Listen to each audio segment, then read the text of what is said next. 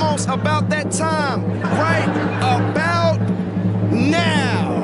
Right about now. Funk, bunk, bunk, bunk, soul, brother. So Nina Schick, welcome to the Right About Now podcast. Thank you for having me. Great to be here. I am so thrilled to have you. I can't think of a better person to talk about AI with than you. And I think before we even get going and start talking about all your research and what's going on in the world right now, I'd love to get a little bit about your background and understand a little bit how you got into this line of work.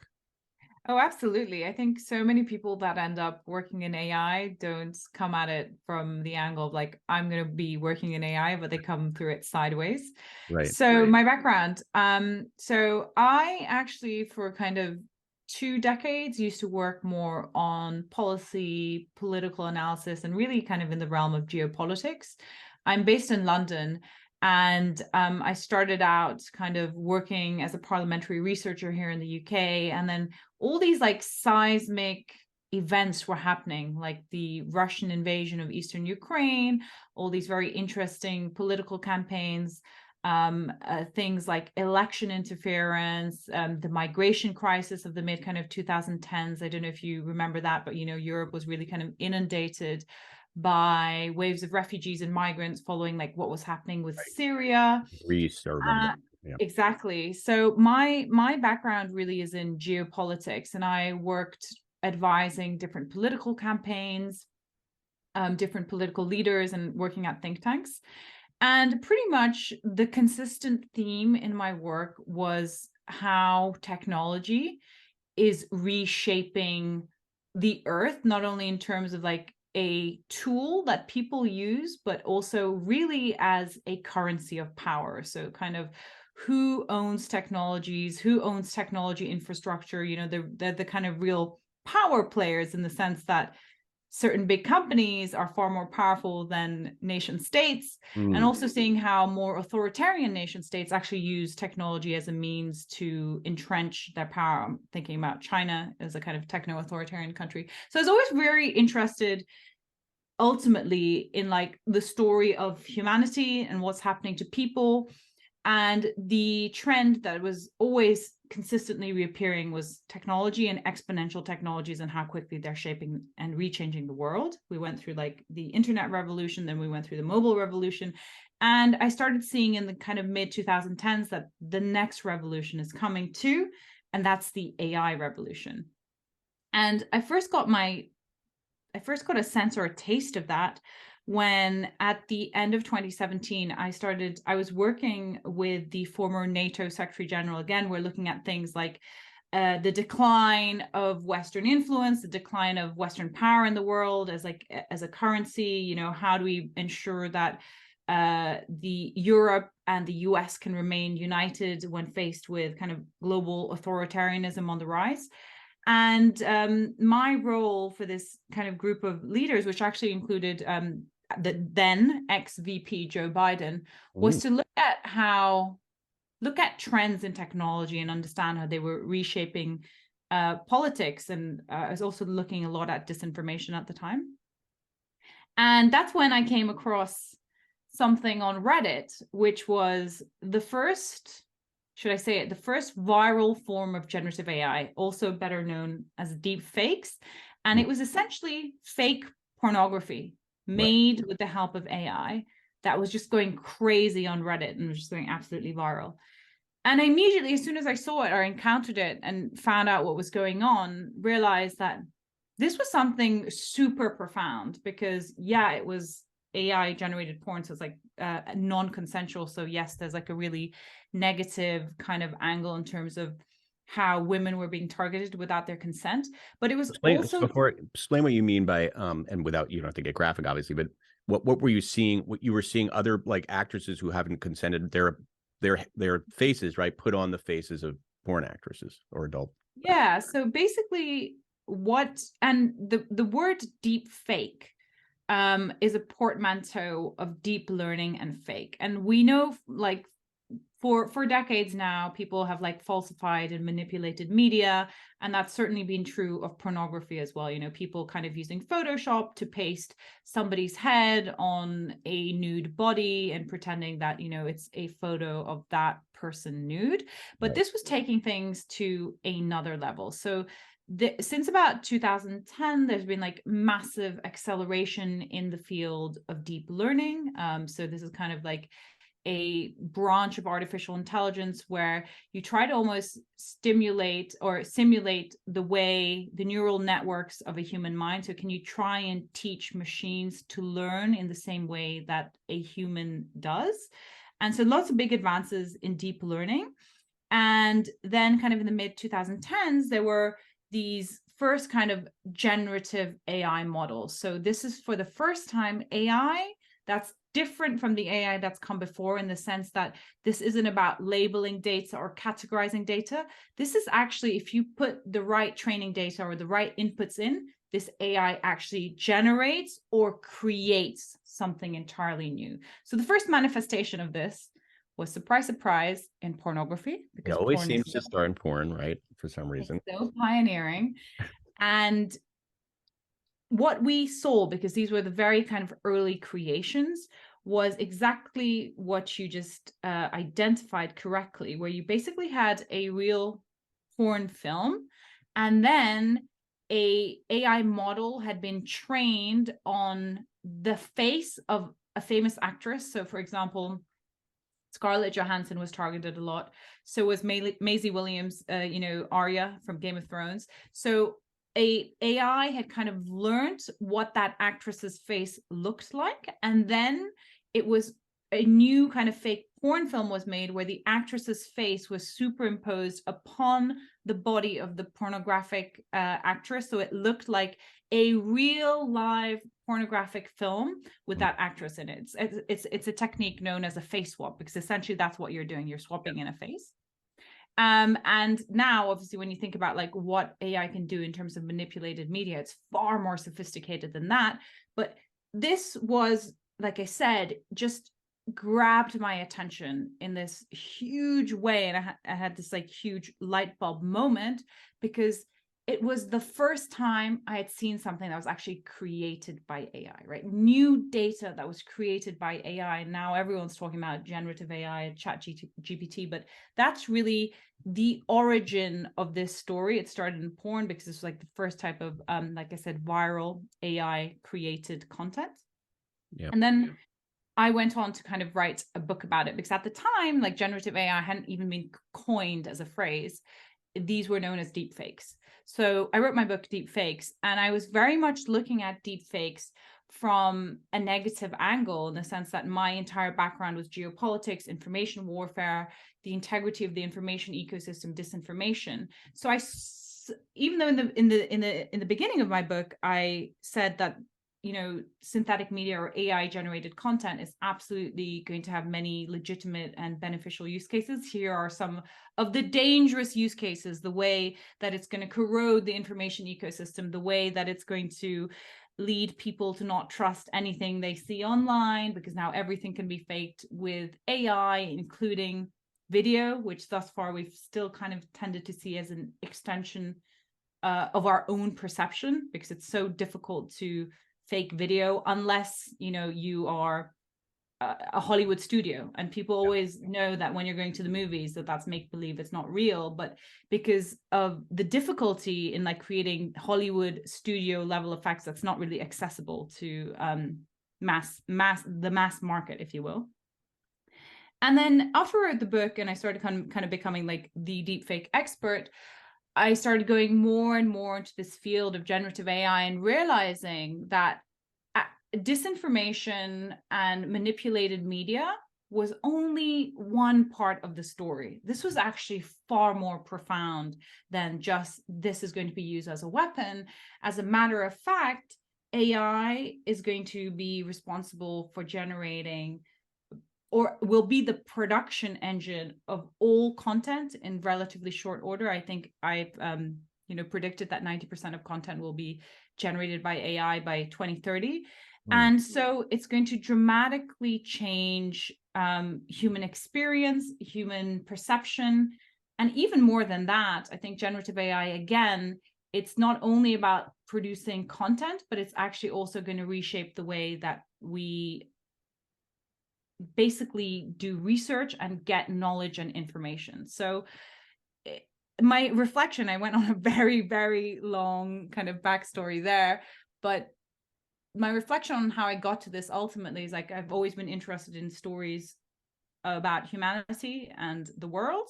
And I think that at this point, the most interesting story unfolding in the macro sense is how exponential technologies, and particularly AI, are leading to this tipping point where they're just going to reshape kind of the future of human evolution. So all of these philosophical and ultimately questions about influence and power, like who controls these systems, how are they deployed, are the questions that I'm now like interested in.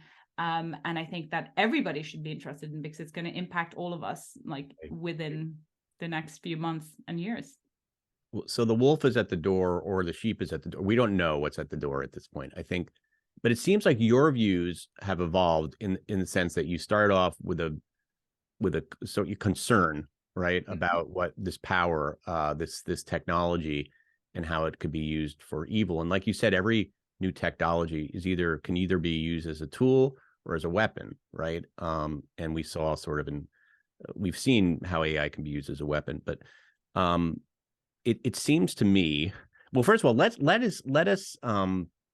us sort of talk about, if people are not familiar with the sort of latest iteration of AI, at least that's become in the public sort of consciousness. There's probably lots of AIs that we don't even know about right now, but very recently there have been these chatbots and different programs that have been released that have caused quite a stir. And if you could just sort of like help the audience understand, like Chat GPT, Dolly, what are these, in case they don't know what these programs are, what are they?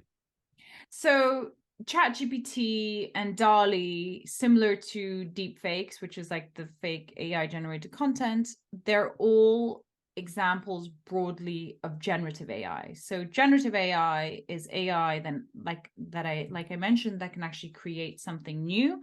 And that means any form of media, right? So it can be text, it can be audio, it can be images, it can be video. And in the beginning, which is when I started looking into the space, it was like a very difficult thing to do to get AI to generate content. You had like certain models that could help you do a certain part of something. So if you wanted to make the fake porn, you'd have to get lots of input data, which would be the actress who you want to target, and train the AI model. And then at the end, you get one bespoke creation, which is the manipulated pornographic film with the new actress's face in it. So pretty hard to do and not scalable. But what we've seen in the kind of past, or at least coming to the public attention in the past 6 months, are these foundational generative models like Dolly. So what Dolly is a text to image generation model. What that means is you put in a text prompt, and it can be anything. Right. A cat flying to the moon on a unicorn in the style of Salvador Dali. And because that model has been trained on so much data, it can infer from that text prompt how to generate an image that looks exactly like that. So now for the first time, this is a model that's scalable. It's not like a bespoke one-on-one creation. It's a foundational model, text to image, which just from a text prompt can create. Right. You don't need anything but the idea that in your head. Just the idea. And the same concept is also true for Chat GPT. But this is a large language model. So it's not a text to image model. It's a large language model. And you interact with this model by giving it text prompt, and then it regurgitates or gives you back something in text. Now, Chat GPT is actually just an application which is built on a large language model known as GPT-3. And actually, GPT-3 has been around for a while, but it was just the interface of Chat GPT in the sense that you really felt like you're interacting with a human. It almost seems omnipotent because you can ask it to do something and then you can say, I don't really like that, try again, that just has captured the zeitgeist and the public imagination in a way that's unprecedented. I mean, I think it's probably one of the most popular by uptake pieces of software ever in the world, because it got to 1 million users within 5 days. So I don't think there's ever been. Yeah. Right, exactly. And like, if you were home at Christmas, everybody I speak to was like, when I was at home at Christmas, there was a Chat GPT story. Everybody has a Chat GPT story. So, but broadly, again, to reiterate, both DALL-E and Chat GPT are examples of generative AI, as are deepfakes. And I think really the thing to understand is that the potential capabilities of generative AI or AI generated content or knowledge are really limitless. These are the first iterations we're seeing, right? Something like DALL-E, which seemed magical, you type in something and then it creates an image of that. Well, we're already starting to see models that do the same for video. You know, this isn't just one image, but you can type in phrases and it can generate up to 2 minutes of moving video, not just a single frame. Unbelievable. Even the kind of limitations you see right now with Chat GPT, where it gets certain facts wrong. If you ask it, for instance, to write an article about finance, it can very confidently spew out something like it actually understands what compounding interest is, but it'll get the figures wrong. Those are just current limitations, because again, this technology is accelerating exponentially, and what we're seeing right now are only the very, very early models. So generative AI will apply, like I said, to all content and all media, but also increasingly to all knowledge generation. And where we're really starting to see breakthroughs in that regard is in biotech. There's a whole bunch of AI-powered biotech companies now starting to come to the fore, where they use generative AI to do things like generate new protein structures to develop new drugs. You know, something that prior to generative AI would have taken teams of researchers years to even come onto like one protein structure. But with generative AI, you can do multiple, you know, so again, the fundamental point I want to underscore is that it's a technology that's reshaping all content and knowledge. I mean, it's here. It's only going to get more powerful and better. We knew it was coming. It's just much more in our awareness now, ever since the sort of advent of deepfakes and ChatGPT and all these applications that we can use. You know, I think I have the same reaction that most people have. In one way, I'm super excited about it and see the potential and see how it could help humanity. And the other way, I see it as a weapon and also just a way to replace many humans in jobs that they're doing.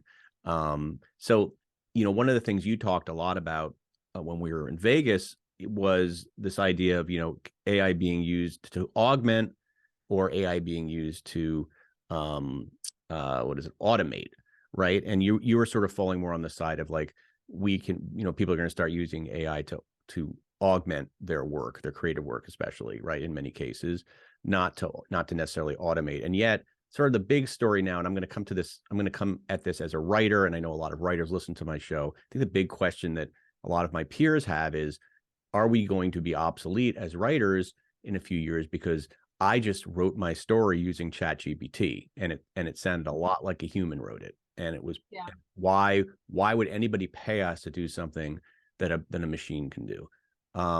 Now, you know, there's already in the news, CNET did an experiment or tried to write a bunch that went badly.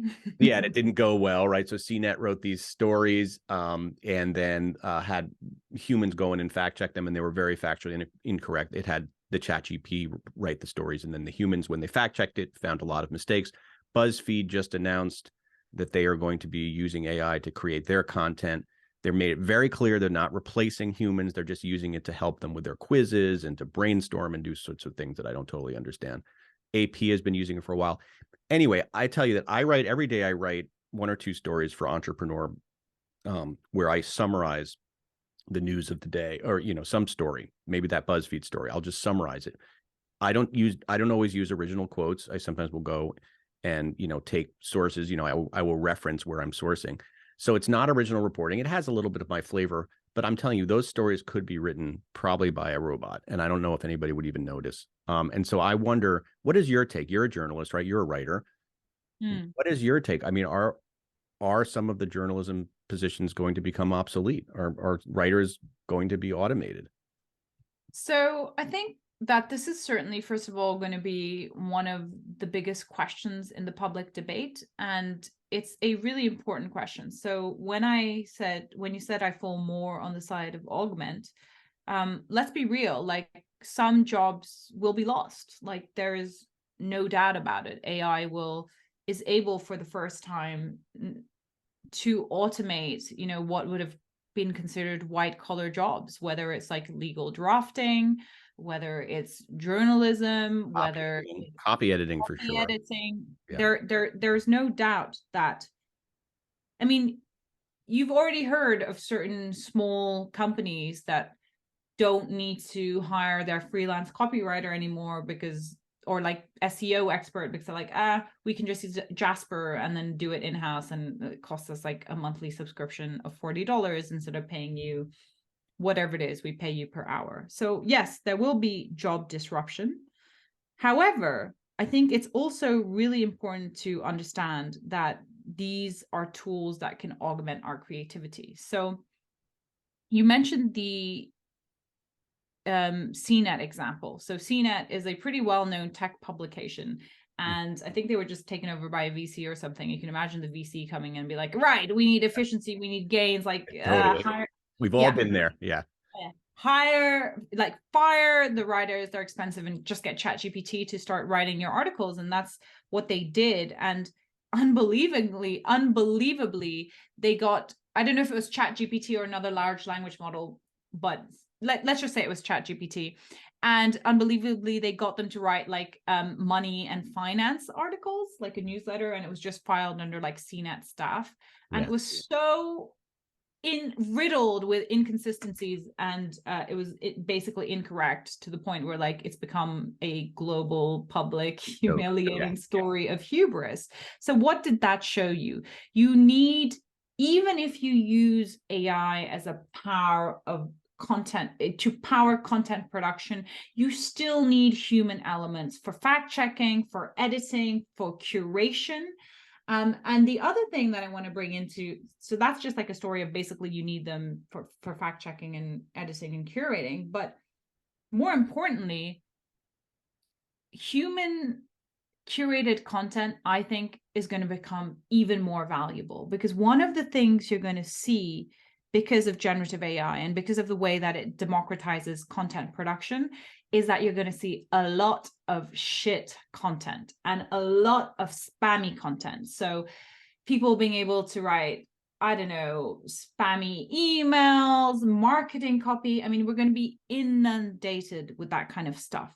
So it reminds me of, remember early on when SEO became a thing and all of a sudden all these content mills started creating this SEO friendly content that was absolutely horrible to read, and then Google flagged it and companies were destroyed that were just based on SEO. Exactly.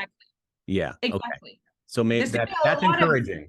Spammy, awful, and like what people, when you're inundated, I don't think people even have an understanding because like of the scale, because of just how scalable these models are. Like for example, even if you take Chat GPT, which is an application of this like large language model from one company, OpenAI, the fact that it's now being you can just take an API and build upon it, so it's going to be integrated into hundreds of millions of chatbots and customer service tools, and on the back end of SEO and marketing and copy.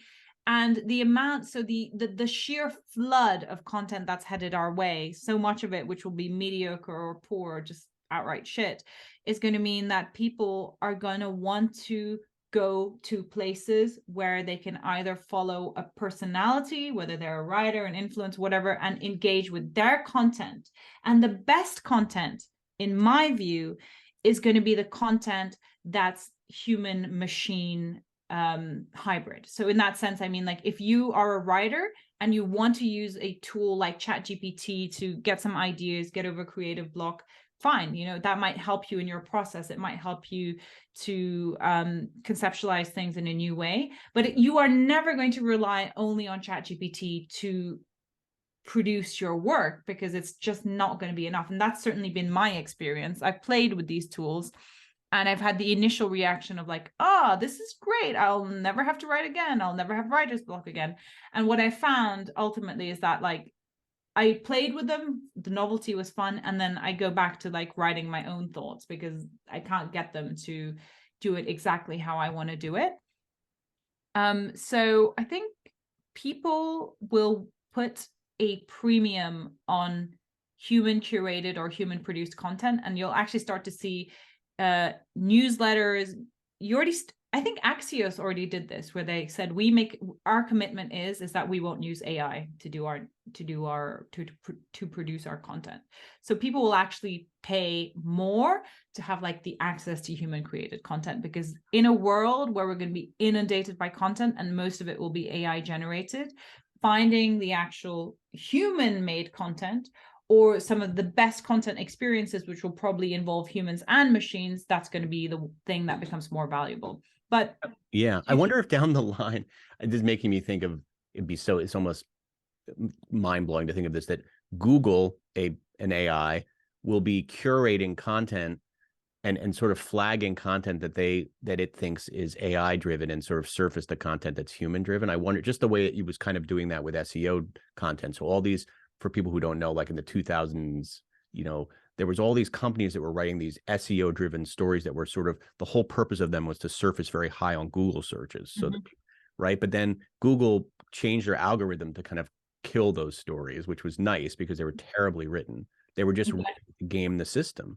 Right. And I wonder if now Google is going to eventually start doing the same thing for AI content, where it's going to somehow spot the AI content and sort of put that lower down in the searches and still surface in the New York Times and stuff that's written by humans. I wonder. I don't know. I think that's inevitable, because it's just like, you know, on your Gmail, you're going to have like these like better, it's going to be like, they're going to build like kind of like spam filters. Like, what are the indicators of like copy that's just like written by a large language model, which isn't, you know, maybe because the best content that does use like a large language model will be like tweaked for context. So maybe it's like medical research or a legal kind of document setting, and you would train that on like the actual context of that specific use case. But if it's just like some large language model that anyone can use that's got like hallmarks and indicators of being like pretty mediocre content, I think we'll pretty much have like spam filters to filter that out, because there's going to be so much of it. What keeps sort of ringing in the back of my head, though, as we're talking about this, I'm feeling more encouraged, is like, well, okay, right now we are in the stage of AI that, you know, in the film business was when people would go into those little booths and wind the camera and look at, you know, the movie. I don't know what those machines used to be called, very early film, right? Nobody could have ever imagined that we would have, you know, movies like we have today at that time, right? Was it conceivable? Yeah. These machines, as you said, are learning and learning. They're always learning. Will it get to a point where it really will? Right now, it's making a lot of mistakes. It's the first we're in a very, very beta version of this. But as the years go by and it keeps learning, won't it eventually really be able to replicate much more what a human thinks, and also the way a human writes, and also the way, you know, and not make as many mistakes? Sure. I think I've spoken to loads of people who are researchers in the field that, you know, talk about the incredible capacity and potential of these systems to become ever more powerful in terms of their output, and also being trained on local data or contextualized data, which means that the outputs become so superior for that use case. And I guess the optimistic vision of that, or view of that, is to say that this again is then a tool to power human creativity to an extent that just simply hasn't been possible before. So, for example, to make that very concrete, I was recently speaking to the CEO of Respeecher. They are a voice cloning company.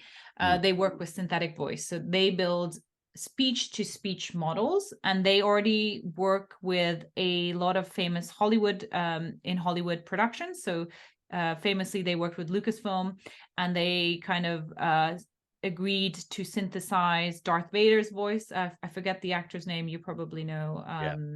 James Earl Jones. That's the one. Yeah. And they also recreated Luke Skywalker's voice. And they were saying, like, when they've been around since 2018, and when they initially built the company and they would go to voice actors saying, like, hey, let us work with you, let us synthesize your voice, let us clone your voice actors were like, absolutely not, like, this is terrible, you're going to put us out of work, and we do not want to work with you. But since they have been working with Lucasfilm, the awareness has shifted, and now whereas like 9 out of 10 actors would say we don't want to work with you, now 9 out of 10 actors say we do want to work with you, because they see it as a means to protect their own legacy and their own IP. So their voice is their IP. And now, because it can be synthesized or cloned with AI, they're actually able to do much more work, because it means that they can be in multiple places or in multiple projects at the same time. Another kind of technology that ReSpeecher is developing is instant kind of, it's incredible. So it's taking your voice and being able to translate it into another language, but to keep your tonality, your emphasis, your everything about your voice that makes it your voice, to be able to parlay that into a different language. So that's rather incredible. So that's means something, those are where I get encouraged, because that's exciting. Like, to be able to like talk to a foreign person. You know, I lived in Japan for a year, couldn't understand a word anybody was saying. They couldn't understand me. The idea that we could have little little earbuds and be able to completely understand each other in a way that feels natural. Exactly. So those, I mean, but ultimately, again, it comes down, I think, the more fundamental question, because there's going to be enough abundance, shall we say, and opportunity and content and new opportunities that come about as this type of AI is deployed into society. So then the question really comes down to, and I guess this is like a fundamentally a question that humanity's been struggling with since the dawn of civilization, and that is, who controls these systems, and who decides how they can be deployed and how they can be used, because that is ultimately going to decide whether AI is basically going to augment us or automate us. Because if it's a tool of creativity that everyone can have access to, great, you'll find new ways to increase your medium or your art. But if it's a kind of tool that's centrally monopolized, and basically there are only a few companies that can have access to it, then it starts becoming more problematic.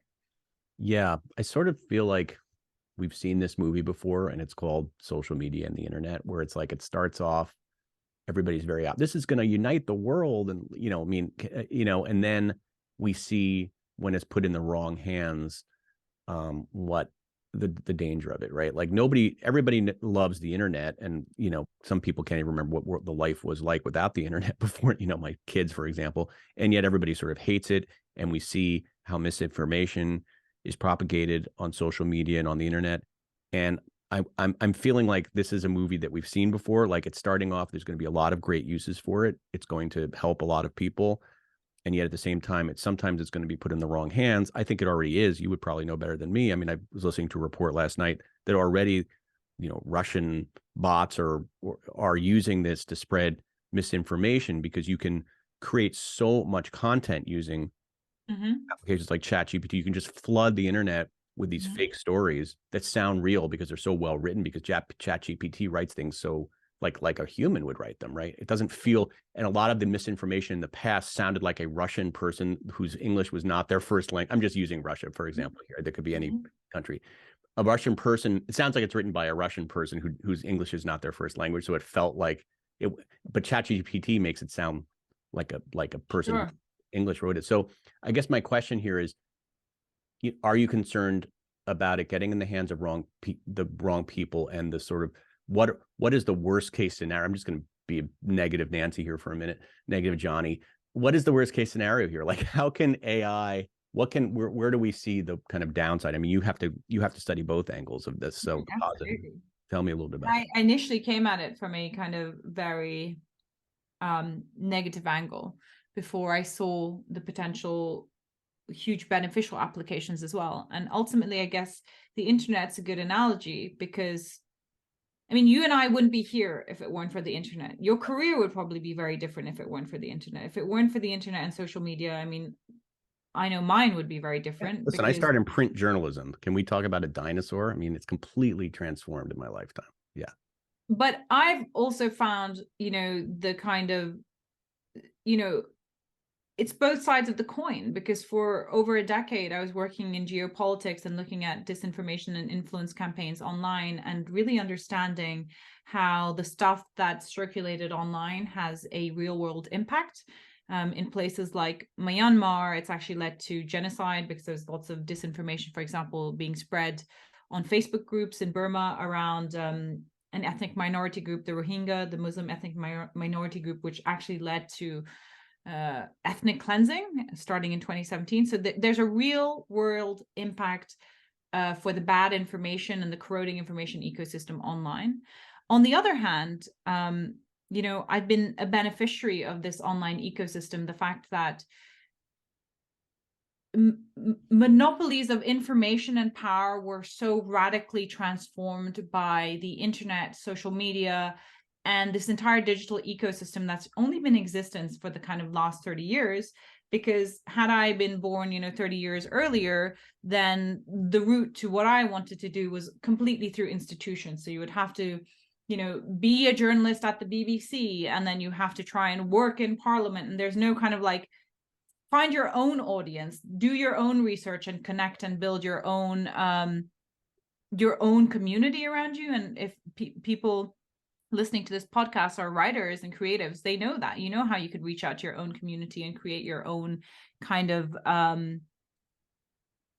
source of like not only your creative sustenance, but also like financial sustenance, all because of the way that it's moved online. So I mean, and then when you consider with AI, I think it's similar in the sense that there is obviously going to be an awful downside as well as many upsides, because ultimately, again, this is a story about humanity and how there is no, the only consistent thread throughout human history is that we're capable of amazing things, and we're capable of great depravity as well.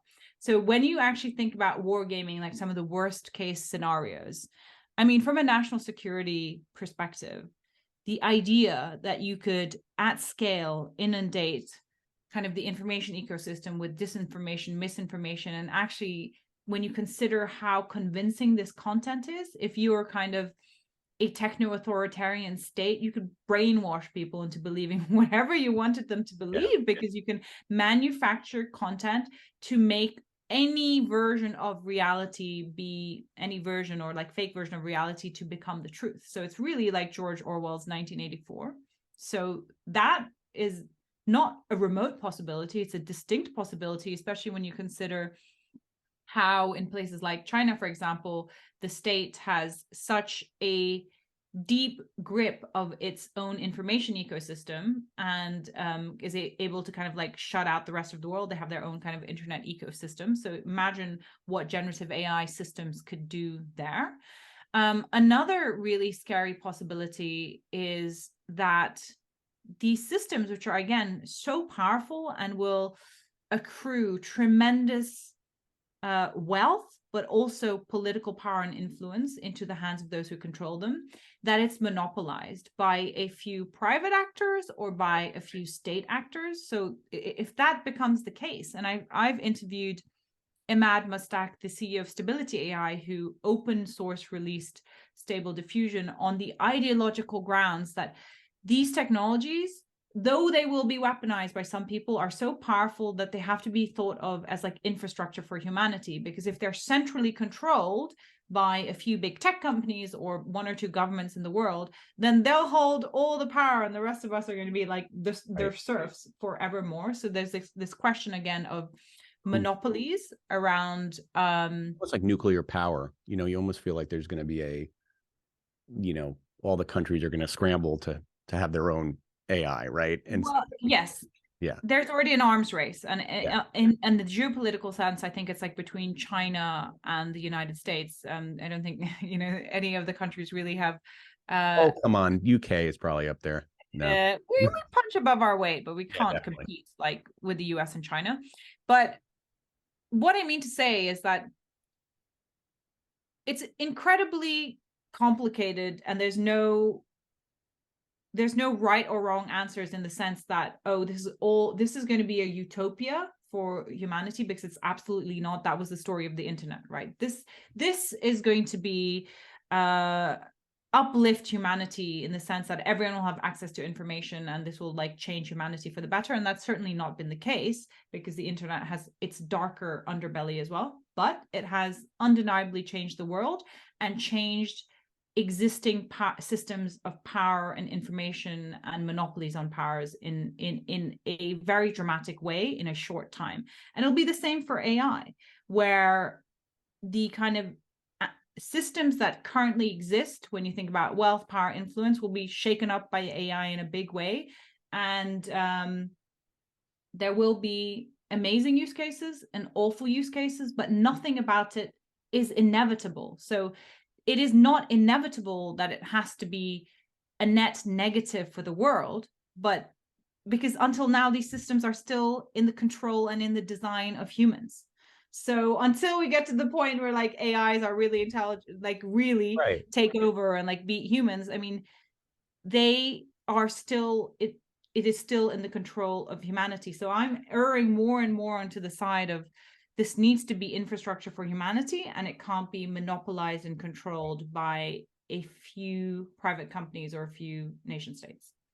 You do bring up this interesting point that I was not aware of, and maybe is that when something like a Chat GPT, the way this technology works, and it's very complicated, so I'm not going to pretend that I totally understand it, but it's the one thing we have to know is it's not thinking like a human. No. It's like a pastiche. It is cutting and pasting information that humans have already created, and then Correct. synthesizing it in a way where it's coherent and we can understand it. So Exactly. that's kind of encouraging. It's not actually thinking. It feels like it's thinking because it's spewing out these things that seem like they're thought out. But I don't know. I'm sure they will develop AI one day that actually thinks like a human.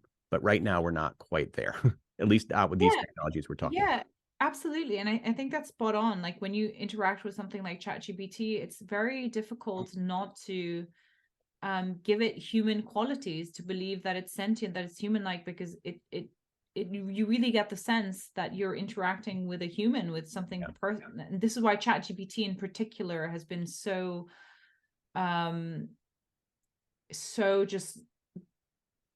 huge across the world, why everyone's talking about Chat GPT more than even like Stable Diffusion or DALL-E. It's because you're actually interacting with it like you would a human. But currently the outputs of Chat GPT are exactly that. Like it's what it's trained on, and it can come out with something that looks very coherent and human, but it's not thinking for itself. But even now there are people, including AI researchers, by the way, who would disagree with me and say, no, these systems are already sentient, they can think for themselves. And regardless of whether or not you think that's true in the right now, I tend to think it's not. There is a very strong, I mean, like it's generally accepted that we will get to that point when machines are just as clever or smart as humans, and even will be able to outwit us. And what happens then? And then we get the AGI scenario. Yeah. And while that's like a really important philosophical question, it shouldn't be the only question we're debating now, because right now this really profound moment is unfolding in society, and it's still human-led and human-controlled. So if we just like talk about the scenario of like, oh, the AI is going to take over the world, the AI is controlling the human, we lose sight of like what's happening now and how we think about like accountability, control, and power now when it's in the hands of humans. Yeah. All right. In closing here, I want to leave on a sort of sort of optimistic, but also maybe sort of informational, instructional note. So you imagine that, somebody listening to this is, just getting out of college and is thinking about getting into journalism, or maybe a journalist who is feeling like their job might be in jeopardy. Do you have any suggestions of, how we can sort of prepare ourselves for what's coming?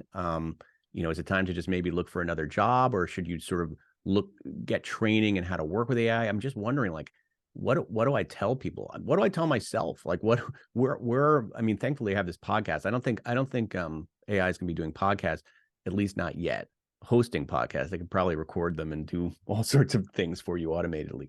But so what advice do you think you would give to people? Like, what do you tell people coming up about how to like embrace this technology? So I genuinely think that if you are a content producer or you are a creative person, you can use a whole plethora of AI tools out there to just superpower your creativity right now. So yes, it might mean that there are less jobs at, you know, the newspaper in town, or like the regional paper, because there's cuts, and the whole kind of, as we already know, the whole model of like publishing in the sense that we knew it has been massively disrupted. So yeah, there might be less opportunities in that kind of more traditional sense. However, are there opportunities for you to publish yourself? I mean, it's never been easier, right? To build your own audience, to monetize your own audience, and now to be able to produce multiple streams of content where you can also you know, you can have video, you can write, there's multiple things you can do. So I think it really depends on the type of personality. So if you're rather someone who would work in an institution, have like a traditional job, like I think the job market invariably is going to be disrupted. If you're somebody who is more of a lone wolf and wants to do their own thing or be an entrepreneur, you'll probably find that there's more opportunities to do so. Ultimately, I think that we don't know exactly what the job market's going to look like, but there will be new opportunities. And all I can say for sure is that there'll be a lot of change, right? So how up on it. Yeah.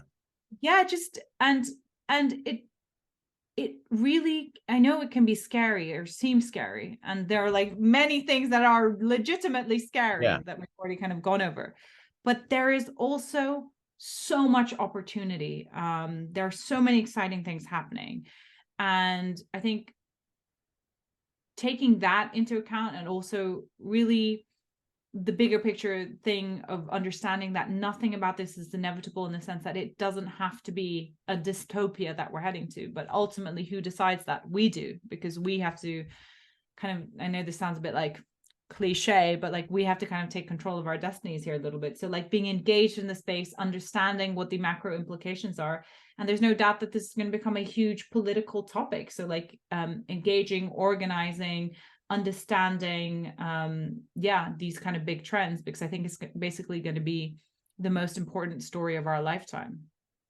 Well, Nina Schick, this has been absolutely fascinating. You never disappoint. I guess I should let our listeners know this actually wasn't Nina. It was an AI of Nina. She was busy, but I'm glad you sent your no, this was the real Nina. You can't It's really me. You can't it's so creepy. You just never know anymore. No, this is the real thing. And I'm so thrilled that you were able to come on the podcast. Thank you so much. And have a wonderful rest of your night. And I will enjoy my day here in LA. Thank you.